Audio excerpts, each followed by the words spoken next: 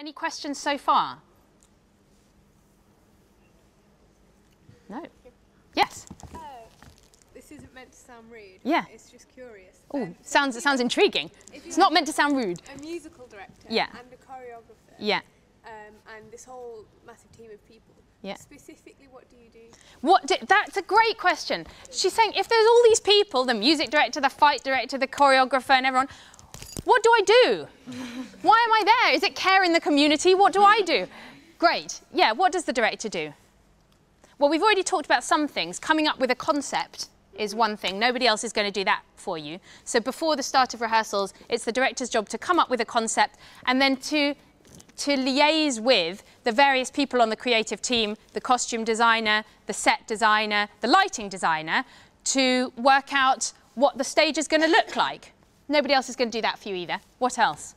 In a rehearsal? I guess there's a difference between choreography and staging as well. Absolutely. There's a difference between choreography and direction. Choreography is probably predominantly concerned with dance, movement, whereas direction is going to be concerned predominantly with acting. So there's a difference there. Yeah. There has to be someone, there has to be an umpire basically. There has to be someone who's bringing everyone together, someone who sort of is coordinating things. And from the technical point of view, does anyone know who that is? It's not the director. From the technical point of view, who coordinates everything? Stage manager.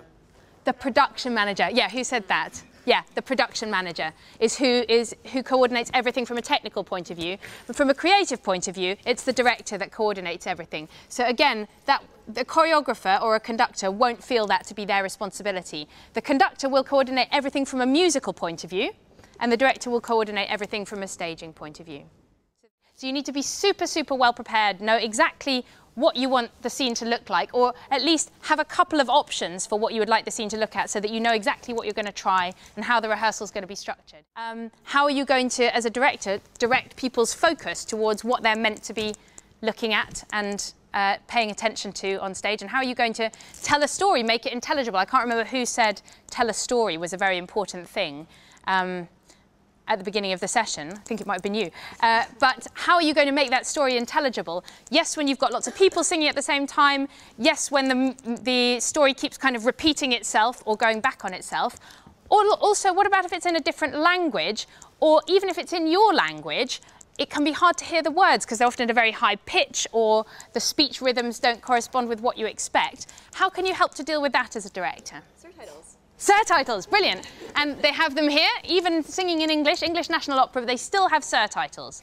Yep, there's a lot of controversy about whether surtitles are a good thing or not. We won't go into that right now. Yep, surtitles, how else? What problems could having music, people singing, or it's not really people singing so much as music going on, raise? I suppose it's, I mean, you want the musical kind of quality to fit with the direction in the sense that it adds up together. You're not creating, if it's a slow kind of legato piece, that you don't want something that's... You don't want hopping people, or, yeah. You know, that doesn't merge Perhaps. with the music quality of it. Perhaps, or you may at least want to consciously make some kind of, what's the word? You know, where different things rub up against each other. I've forgotten what it is. Yeah, between them, that's it. Yes, a lot of the challenge of working with a musical piece, with an opera, comes from the structure of that musical piece. You know, whereas I'm talking to you and I might say there are problems with doing opera, or at least challenges, in an opera, if I was singing that, I might say, there are many challenges, challenges, challenges, challenges with directing. There are many directing operas, right? Quite more difficult to understand what I'm saying. Lots of repetition, lots of kind of protraction of what people are saying, long words that take a long time.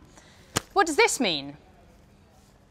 Everyone's floundering about going, got no direction with this. A little bit. People can start to feel like lemons because they're there and they've got absolutely ages to say something. And whereas normally a kind of swift gesture might come with what they're trying to say, they find that they've got kind of an entire aria. Do you know what an aria is?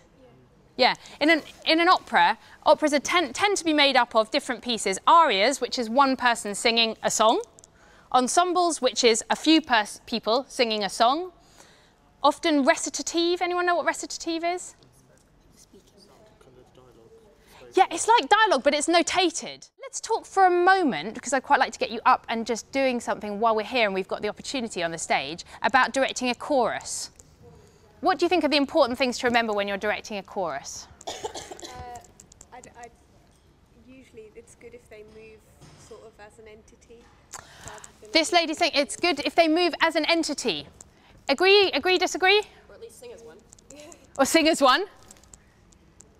Completely depends, I think, on the part of the opera, for instance, or the... Depends on what you're doing. Yep, sometimes that can be crucial that they're moving as an entity. Sometimes what you want is a big kind of crowd scene where you're seeing lots and lots of individuals doing different things. Couldn't agree more with that. Did everyone hear that?